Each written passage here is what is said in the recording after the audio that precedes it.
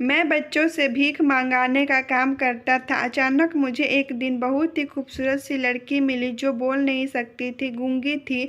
मैंने उससे भी काम पे लगा दिया। जब वह भीख मांग के लौटती थी तो उसके ऊपर बड़ी हैरत होती थी कि इतने पैसे कौन देता है इसको। एक दिन मैंने उसका पीछा किया और छुप कर देखा तो मेरे होश उड़ गए। मेरे पैरों के नीचे ज़मीन निकल गई क्योंकि वह भीख मांगने की जगह कहीं और। मेरा नाम श्याम है। मैंने अपनी ज़िंदगी में बहुत बड़े बड़े पाप किए थे, लेकिन सबसे बड़ा पाप किया था। मैं मासूम और कम उम्र के बच्चों से भीख मंगवाता था। मुझे पता था मैं बहुत गलत काम करता हूँ, लेकिन मेरे पास कोई और काम नहीं था। इससे मेरी अच्छी कमाई हो जाती थी और मुझे मेहनत भी नहीं करना पड़ता था। घर बैठे बैठे ही पैसा मिल जाता था। इससे ज़्यादा और क्या चाहिए किसी को। एक दिन मैं रास्ते से गुजर रहा था तब मुझे एक छोटी सी लड़की खड़ी हुई मिली। उसके आंखों में आंसू थे और बहुत ही मासूमियत से मुझे देखती थी। पहली बार नहीं हुआ था। मैं 10 दिन से उस लड़की को वहाँ उस सड़क पर खड़े देखता था। आज भी मैं उस लड़की को ही देख रहा था। मेरे सामने कोई नहीं था, इसलिए मैं उसे अपने पास बुलाया और उससे कहा कि तुम रोज़ यहाँ क्यों खड़ी रहती हो, तुम्हारे मम्मी पापा नहीं हैं? तो उसने कोई जवाब नहीं दिया। मैंने उससे कहा तुम कहाँ से आई हो, तुम्हारा इस दुनिया में कोई नहीं है, इस दुनिया में अकेली हो? तो उस लड़की ने हाँ में अपना सर हिला दिया। शायद इस दुनिया में उसका अपना कोई नहीं था, इसलिए मुझे ऐसे बच्चे की तलाश होती थी। मैं उसे अपने घर लेकर आया और उसे रात का खाना खिलाया। उसके बाद वह सुकून से सो गई। सुबह ही मैंने सब बच्चे को बोला जल्दी उठो और अपने काम पर लगो। मुझे ऐसा लगा मुझे अजीब सी नज़रों से देख रही थी, जैसे तो मेरी तरफ ही देख रही थी, लेकिन सोच कुछ और ही रही थी। लेकिन उसने मेरी बात का कोई जवाब नहीं दिया तो मुझे पक्का अंदाजा हो गया था। मुझे उस पर कोई रहम नहीं आया। मैं भी तो उसको यहाँ बैठा कर नहीं खिला सकता था। मैंने कहा कि क्या मैं तुम्हें मुफ्त की रोटी तोड़ने के लिए लाया हूँ? मुझे मुफ्त में पालने का शौक़ नहीं है। कौन सी बात है, और खाना है तो काम तो करना ही पड़ेगा। अगर अच्छी तरीके से काम करोगी तो मैं तुम्हें ढेर सारे पैसे दूंगा और यहाँ रहने को भी मिलेगा, साथ में खाना भी मिलेगा। लेकिन याद रखना, इसी तरह की शक्ल बनाकर बाहर जाना जिस तरह से मुझे देख रही हो। मैंने मेरे बाकी बच्चे को भी जगाया और कहने लगा कि सारे बच्चे उठो और काम पे लगो। दरअसल मैं छोटी बच्ची से भीख मंगवाने का काम करता था। बुरा आदमी नहीं था, उन लोगों को खाना खिलाता था, कपड़े भी लाकर देता था और त्योहारों पर घुमाने भी ले जाता था। वैसे भी अनाथ बच्चे थे जिनके आगे पीछे कोई नहीं था। बच्चे को कहीं से अगवा नहीं किया था, वह मुझे इसी तरह मिले थे। इस धंधे में बच्चे का ज़्यादा पैसा मिलता था, लेकिन आजकल के लोग इतने गरीब हो गए हैं कि बच्चे को भीख भी नहीं देते हैं। वो लोग अच्छी कमाई करके नहीं ला रहे थे। मैंने उन लोगों को रखने के लिए किराए का मकान लिया होता और उतने सारे बच्चे का खाना बनाना। वो मेरी मर्जी से खाना नहीं खाते थे, उनके पसंद का खाना बनाना पड़ता था। जितना खाना मैं उनको देता था, लेकिन फिर भी खाना बनाना तो पड़ता था। मेरे खर्चे ज़्यादा थे और आमदनी भी कम हो रही थी। मैं परेशान था कि क्या होगा और कैसे सब ठीक होगा। ऐसा लगता था क्या मुझे ऐसा नहीं करना चाहिए था। मेरे सीने में भी दिल था, मेरे कोई बच्चे नहीं थे। ऐसा नहीं है कि मैं उन बच्चों को अपना बच्चा समझता था। अगर ऐसा होता तो उन्हें इतना घटिया काम नहीं करवाता। लेकिन जैसा भी था, बस यह मेरा कारोबार था और एक इंसान के लिए उसका कारोबार ही उसके लिए सब कुछ होता है। मैं शादी भी करना चाहता था, लेकिन कोई भी औरत किसी खाली इंसान से शादी नहीं कर सकती। आजकल की औरतों में काफ़ी पैसे खर्च होते हैं। मैं परेशान बैठा था, बस शाम को अपनी कमाई लाकर बच्चे एक डब्बे में डाल रहे थे। मुझे सिक्के डालने की आवाज़ आ रही थी। मैं सोचता था क्या इस दुनिया में सब लोग गरीब ही हैं? किसी को भी इन छोटे बच्चे पर दया नहीं आती? किसी को भी नोट नहीं मिले थे? जब वह गुड़िया नाम की लड़की आगे बढ़ी और उसने अपने कटोरा डब्बा में डाला तो सिक्के की आवाज़ भी नहीं आई। मैंने अपना सर पकड़ा हुआ था कि यह क्या हो गया। वह लड़की तो बिल्कुल ही खाली डब्बा लेकर आई है, तो मेरा बहुत ही नुकसान करा देगी। उसके ऊपर मैं चिल्लाने लगा तो बिल्कुल ही बेकार निकली। तेरी मासूम सी चेहरा है, हर कोई तुझे पैसा देने को तैयार हो जाएगा। तेरे जैसे मासूमियत आनी चाहिए बाकी बच्चे को।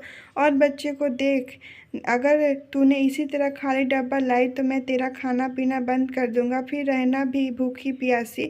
मैं इसी तरह सब बच्चे को डांटा करता था, वो मेरी धमकियों से डर जाए। तभी मेरे पास ही खड़े एक बच्चे ने कहा, साहब जी आप इसका डब्बा तो देखिए, ये तो सबसे ज़्यादा पैसा लेकर आई है। उसकी बात सुनकर मैं हैरान रह गया और फौरन ही आगे बढ़कर उसकी तरफ देखा तो उसकी नोट भरे पड़े थे जो गुड़िया डब्बे लेके आई थी। मैंने उसको हैरान होकर देखा और कहा कि तू बड़ा अच्छा काम करके आई है। ये सब देखकर मैं काफ़ी खुश हूँ। उसकी वजह से मैंने उसके सर पे हाथ रखा, लेकिन वह मुझे देखकर मुस्कुराई तक नहीं। उसकी आंखों में अजीब तरीके की चमक थी, वह बोलती नहीं, ऐसा लगता कि कुछ कहना चाहती है। वैसे तो थोड़े बहुत इशारों में बात कर लिया करती थी और बस आंखों से सबको देखती रहती थी। उसके गूंगेपन की वजह और उसकी मासूमियत से मैं तो उसको अपने धंधे में लाना चाहता था।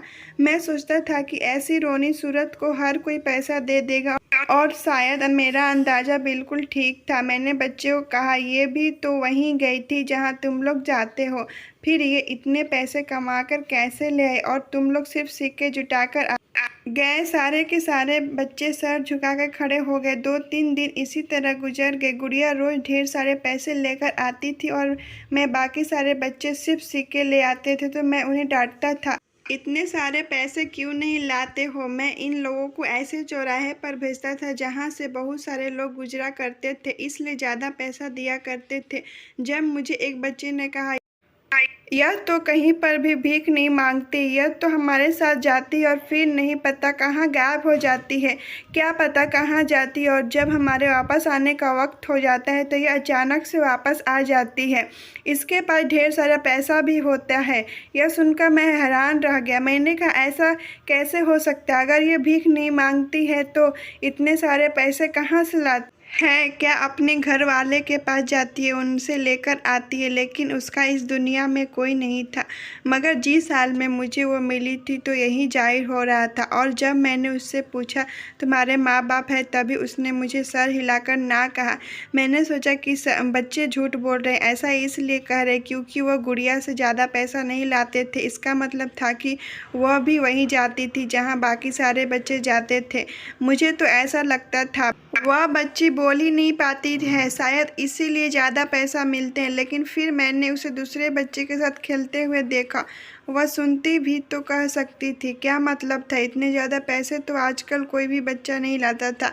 इसलिए मैं काफ़ी ज़्यादा हैरान हो गया। मैंने सोचा फिर मुझे इसका पीछा करना चाहिए। मेरे दिमाग में काफ़ी सारे बातें आ रही थी, ऐसी ऐसी बातें भी आ रही थी जो शायद मुझे नहीं सुनना चाहिए था, लेकिन मैं क्या कर सकता था। हमारी और मैंने इससे भी ज़्यादा बुरी कहानियाँ सुनी और देखी थी, इसलिए हर तरफ से सोच रहा था। मैं अगले दिन ही इसके पीछे जाने की प्लानिंग बना रहा था और जब सब बच्चे गए तो मैं गुड़िया के पीछे जाने के लिए निकला। तभी मकान मालिक ने रोक लिया और बोला, तुमने कि पिछले महीने का किराया नहीं दिया। एक तो तुम इस तरह का काम करते हो, ऊपर से किराए में भी देरी कर देते हो। अगर मैं पुलिस को बता दिया यहाँ पर ये सब काम करते हो तो तुम्हारा क्या हाल होगा। मैंने उससे कहा, ठीक है। मेरे जेब में जितने पैसे थे मैंने उसको दे दिए और कहा कि बाकी पैसे भी दे दूंगा, लेकिन दोबारा इस तरह की धमकी मत देना। जब उसके हाथ में पैसे आ गए तो उसका तो अंदाज ही बदल गया। उसने कहा कि श्याम भैया फिक्र मत करो, ऐसी कौन सी बात है, आप आराम से और पैसे दे दीजिएगा, किसी को कुछ पता नहीं चलेगा। फिर वहाँ से वह चला गया। मैं गुड़िया के पीछे जाना चाह रहा था लेकिन जा नहीं पाया और रात को कुछ ऐसा हुआ कि उसके डिब्बे के अंदर 1000 के काफ़ी सारे नोट थे। मैं तो हैरान रह गया था। हैरानी इस बात की थी, किसी बच्चे को इतने पैसे नहीं मिलते जितना गुड़िया लेकर आई थी। तो मुझे लगता था कि शायद देने वाले उसकी मासूमियत देखकर दे देते। इतने सारे पैसे तुम्हें कहाँ से मिलते? दोबारा से पूछा। तभी मैंने उसके हाथ से पैसे ले लिए और कहा कि क्या तुम्हें पता ये पैसे तुम्हें किसने दिए हैं? उसने इशारे से गर्दन हिलाते हुए कहा, कुछ पता ही नहीं था कि उसे इतने पैसे ऐसे कैसे मिले और उसे वापस। मैंने कहा कि क्या क्या करती हो, कहाँ जाती हो? अगर ऐसी कोई जगह है जहाँ पे लोग ज़्यादा पैसे देते हैं तो बाकी बच्चे को भी वहाँ ले जाओ। मैंने अपनी तसल्ली के लिए फिर उसे दोबारा पूछा कि तुम कहाँ जाती हो? उसने इशारे में हाँ हिलमिलाते हुए कहा। उसका मतलब था उन्हीं बच्चे के साथ जाती हूँ जहाँ सब जाते हैं, जिसने मुझे उसकी खबर बताया था। सोच रहा था मैं उस बच्चे को अकेले में ले जाकर पूछा तो उसने बताया कि यह लड़की झूठ बोल रही है, कहीं और जाती है, वहाँ से कहीं गायब हो जाती है। मुझे भी यही लगता है कि झूठ बोल रही है। उसका पीछा करने के लिए साथ ही निकला था। मैं उसको लगने नहीं दिया कि मैं भी उसके पीछे हूँ। वह चलती जा रही थी, जल्दी ही जा रही थी, तो ऐसा लगता था जैसे सारे रास्ते उसको याद है और वो छोटी सी बच्ची बिल्कुल भी गलत रास्ता नहीं जा रही थी। वहाँ से इलाके में चली गई जहाँ बहुत सारे घरों की बैठक नीम का पेड़ लगा हुआ था। छोटा था लेकिन इस जगह पे कोई आता जाता नहीं था क्योंकि वहाँ की हालत बहुत ही खराब थी। वहाँ आकर उस पेड़ के नीचे बैठ गई और उसने ऐसे ऐसे करतब दिखाना शुरू कर दिया। थोड़ी ही देर बाद लोग उसको पैसे देने लगे। मैं वहाँ खड़ा दूर से ही सब कुछ देख रहा था। उसकी तरफ आ रहे थे और उसको पैसे दे रहे थे। आखिर क्या कर रही थी मुझे कुछ समझ में नहीं आ रहा था। कभी वो नाचती तो कभी कोई करतब करती। यह मेरी समझ से बाहर था, लेकिन लोग उसे पैसे देकर जा रहे थे। शायद जो हुनर उसमें था वो और किसी बच्चे के अंदर नहीं था, इसलिए वो और बच्चे से ज़्यादा पैसा कमाती थी। मुझे समझ नहीं आ रहा था और मैं कौन सी कोशिश कर रहा था ताकि मैं भी उससे ये सारी चीज़ें सीख जाऊंगा। कुछ बोल नहीं रही थी, आंखें बंद करके जो उसके दिल में आ रहा था और किए जा रही थी। उसे देखकर जो भी लोग आ रहे थे वह खुशी से मेहरबान होकर उसके डब्बे में पैसे डालकर चले जाते थे।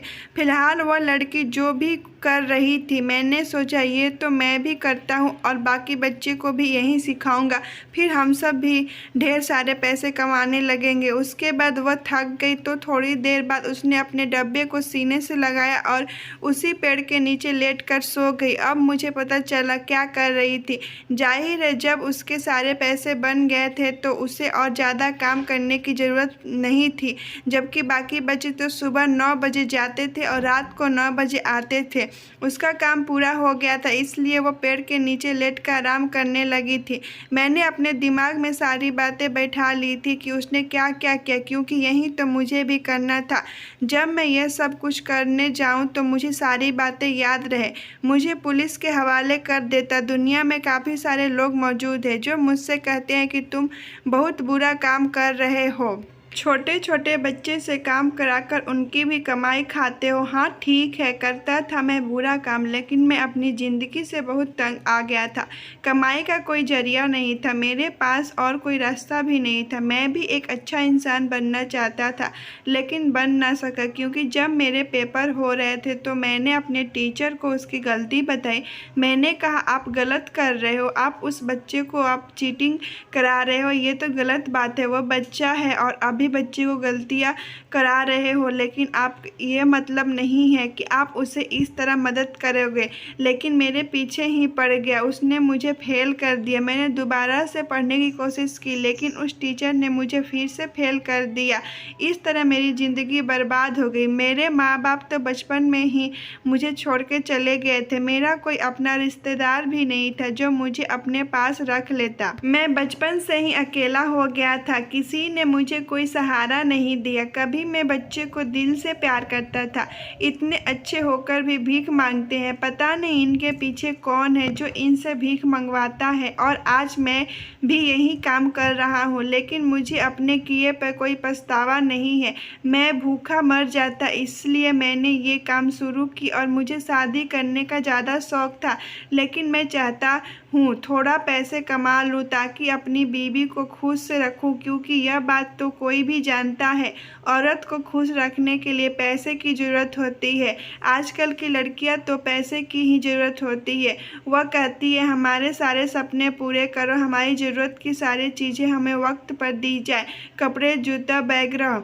ज़रूरत की चीज़ें नहीं देते हैं तो आपके घर अनबन हो जाता है, और उनके साथ खुश तो तभी रहा जा सकता है जब हम भी औरत को खुश रखें। और इन सब के लिए मैंने कुछ पैसे जमा भी कर रखी थी। मेरा एक और भी दोस्त था, वह भी इसी काम से जुड़ा हुआ था जो मैं करता था। उसने कहा कि जब तुम्हें इन बच्चे की ज़रूरत नहीं हो और काम करना नहीं चाहो तो यह बच्चे मुझे दे देना। उसके पास मेरे से भी ज़्यादा बच्चे थे, लेकिन वह बहुत ही ज़्यादा उन बच्चों पर बहुत जुर्म करता था और हाथ भी उठाता था, खाना भी नहीं देता था। घर में काफ़ी पाबंदियाँ लगा रखी थी, रात में भी उसे काम करवाता था। मैंने भी सोचा था कि मैं कोई और काम करूँगा, लेकिन अभी मेरे दिमाग में गुड़िया के कारनामे ही घूम रहे थे।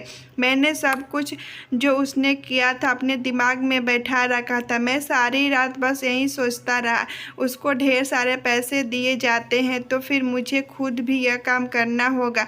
मैं अगले दिन फिर से उसके पीछा किया। इस बार मैंने लोगों पर नज़र रखी थी।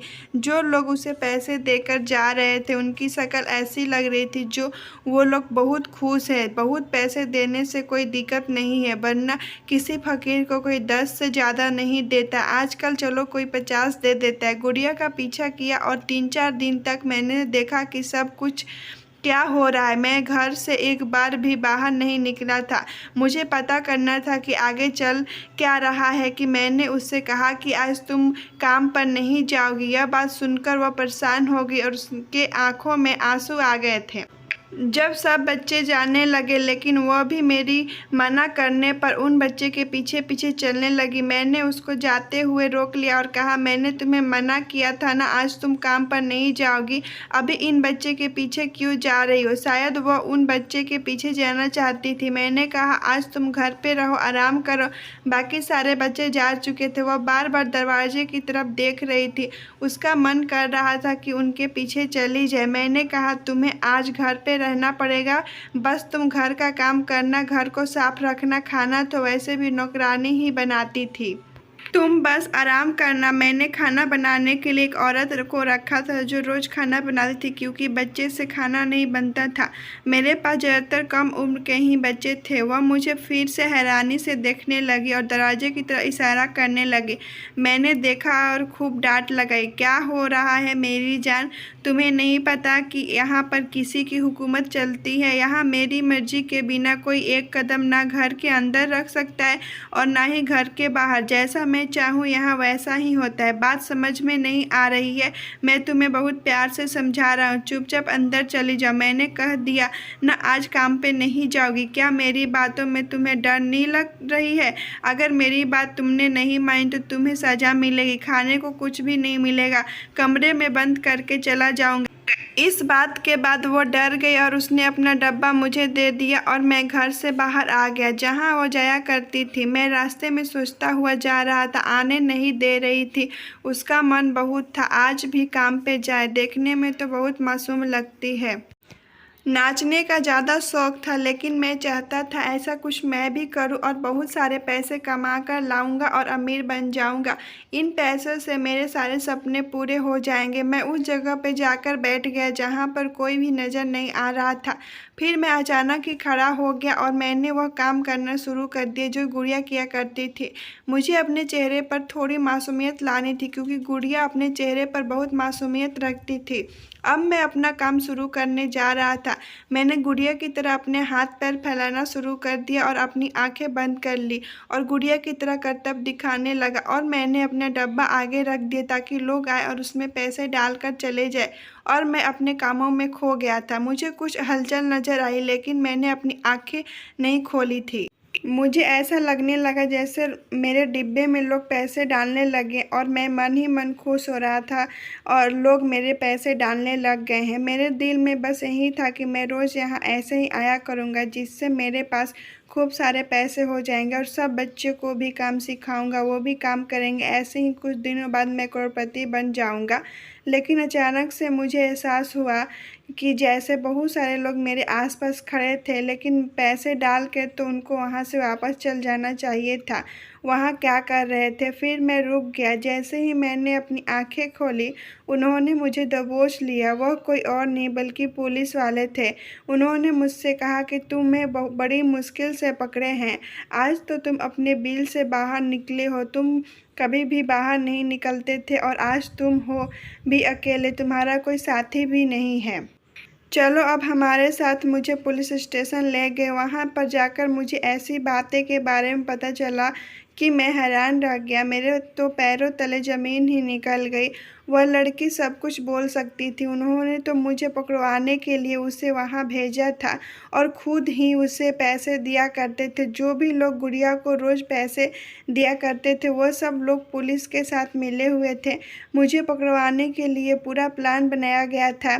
किसी ने मेरी शिकायत लगा दी थी कि मैं बच्चे से यह सब काम करवा रहा हूँ, इसलिए मुझे पकड़वाने के लिए भेजी गई थी।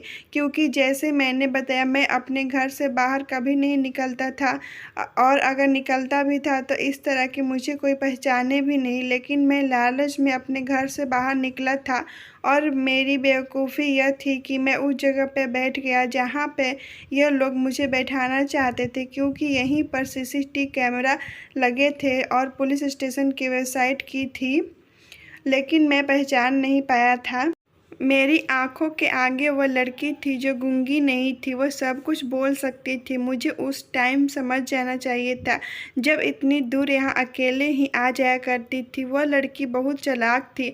उसकी चालाकी का अंदाज़ा नहीं लगा पाया। मैंने सोचा था कि शायद वहाँ से रोज़ आती जाती है, इसलिए उसको रास्ता याद हो गया है। लेकिन लड़की मेरे सामने खड़े होकर मुस्कुरा रही थी। सारे बच्चे को अपने हिरासत में ले लिया गया और उन बच्चों को उनके माँ बाप से दिलवाने की कोशिश शुरू हो चुकी थी, क्योंकि मैंने झूठ बोला था। कुछ बच्चे ही मुझे सड़क पर मिले थे और कुछ को मैंने चुराया था और बच्चे का बयान भी रिकॉर्ड कर लिया गया। अब मेरे साथ क्या होने वाला था ये तो मैं भी नहीं जानता था, लेकिन कुछ अच्छा होने वाला तो नहीं था। मेरे साथ इन कामों में जितने भी लोग शामिल थे, जितने भी मेरे दोस्त थे, उन सभी को गिरफ्तार कर लिया गया और उनके पास से भी बच्चे पुलिस ने अपनी हिरासत में ले लिया करती थी। असल में वो तो कुछ भी नहीं करती थी, बल्कि उल्टा सीधा डांस किया करती थी, जिसकी वजह से मैं सोचता था कि लोग उसको पैसे दे जाते हैं। असल बात तो यह थी कि कुछ भी नहीं करती थी, सिर्फ मुझे बेवकूफ़ बनाने के लिए किया गया था। ये पता चला कि वह लड़की कोई और नहीं, एक पुलिस वाले की जासूस थी। बचपन से ही उसे ऐसा काम करने के लिए भेज दिया। उसने ये भी नहीं सोचा कि उसकी जान का खतरा भी हो सकता है। इस लड़की की वजह से इतने सारे बच्चे अपने माँ बाप से मिल गए थे। मुझे अपनी गलती का एहसास हो गया। मैंने काफ़ी वक्त जेल में गुजारा। फिर मैंने माफ़ी मांगी और कहा मैं कभी नहीं ऐसा काम करूँगा। मेरी ज़िंदगी के तो कुछ पल बर्बाद हो गए थे। मैं इस शहर को छोड़ दूसरे शहर चला गया। आज मेरा एक छोटा सा काम करता हूँ दुकान पर रहकर, और मेरी बीवी भी है, लेकिन अभी तक हमारे यहाँ कोई बच्चा नहीं है। मैं तो नहीं चाहता हूँ, लेकिन दिल कहता है कि शायद भगवान मुझे औलाद का सुख नहीं दे पाएंगे, क्योंकि मैंने बहुत सारे बच्चे को उनके माँ बाप से अलग किया था और मेरे घर कभी भी अपना औलाद पैदा नहीं होगी। मैं दिन रात ईश्वर से ही प्रार्थना किया करता था। मैं चाहता हूँ कि मुझे भी अपनी औलाद का सुख मिले, लेकिन अभी तक कुछ ऐसा नहीं हो रहा है। हम समझते हैं कि हम चुपचाप गुनाह करेंगे और हमें सज़ा नहीं मिलेगी, मगर ऐसा कुछ नहीं है। हम जैसा कर्म करते हैं वैसा फल हमें ज़रूर मिलता है। हर बुरे काम का नतीजा बुरा होता है और अच्छे काम का नतीजा अच्छा होता है। अगर आपको मेरी वीडियो पसंद आए तो मेरे चैनल को लाइक से सब्सक्राइब भी ज़रूर करिएगा। मिलूँगी एक नए वीडियो के साथ, तब तक के लिए बाय बाय।